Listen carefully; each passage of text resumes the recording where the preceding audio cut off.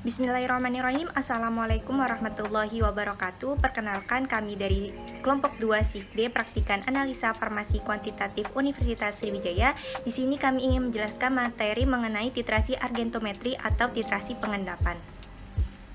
Argentometri merupakan titrasi pengendapan sampel yang dianalisis dengan menggunakan ion perak.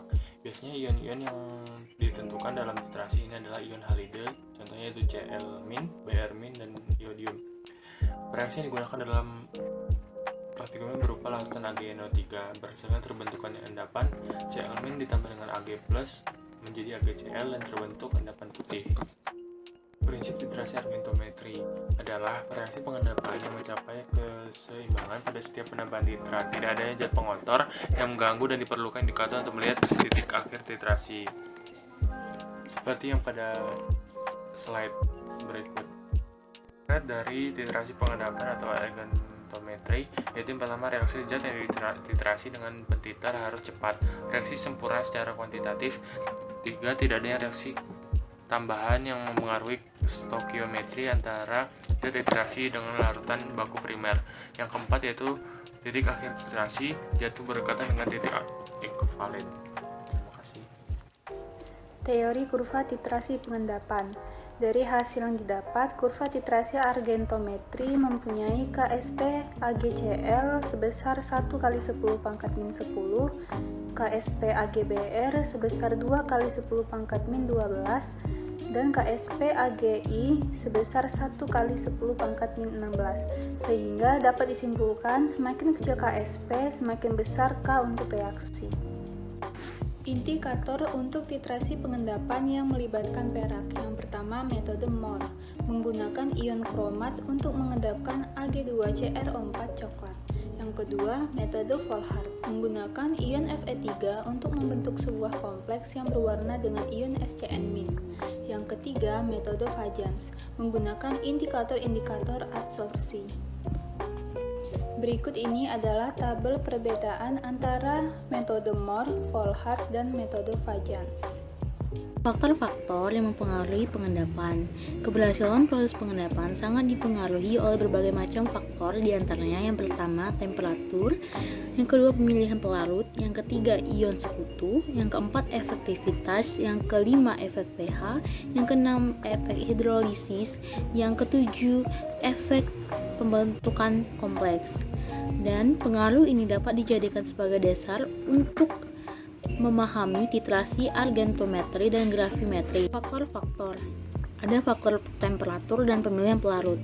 Faktor temperatur, kelarutan semakin meningkat dengan naiknya suhu. Jadi dengan suhu meningkatnya suhu, maka pembentukan endapan akan berkurang disebabkan banyak endapan yang berada pada larutan.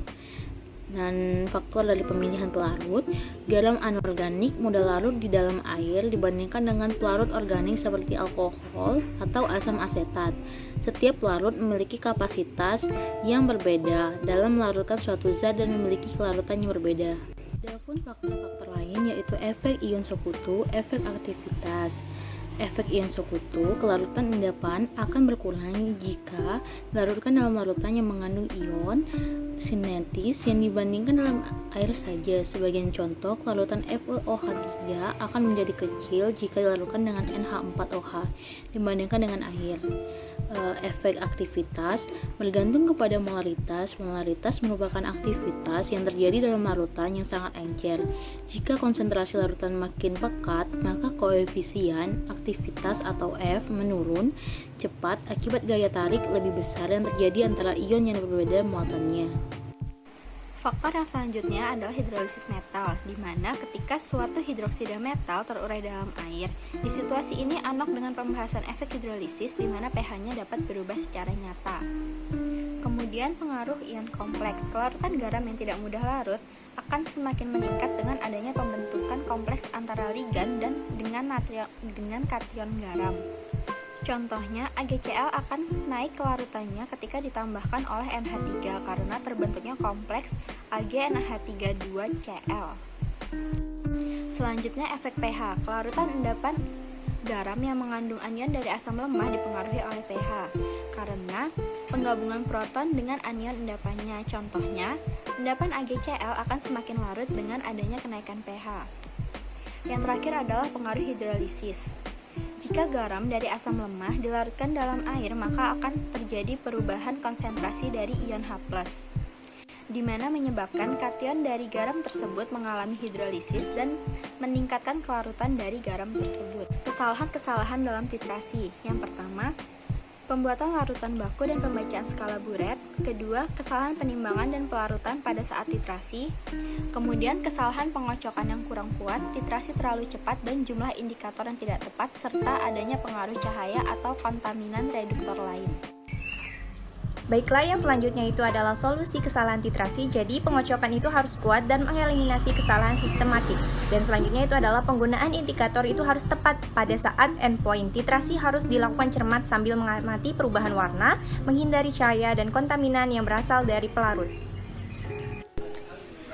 Baiklah, yang selanjutnya itu adalah kekurangan titrasi pengendapan. Yang pertama itu adalah kekurangan indikator yang cocok. Yang kedua itu adalah jumlah metode titrasi pengendapan tidak sebanyak titrasi asam basa ataupun titrasi reduksi oksidasi atau redoks. Dan yang ketiga adalah komposisi endapan pada titrasi pengendapan seringkali tidak diketahui pasti, terutama jika terdapat efek kopresiopotasi.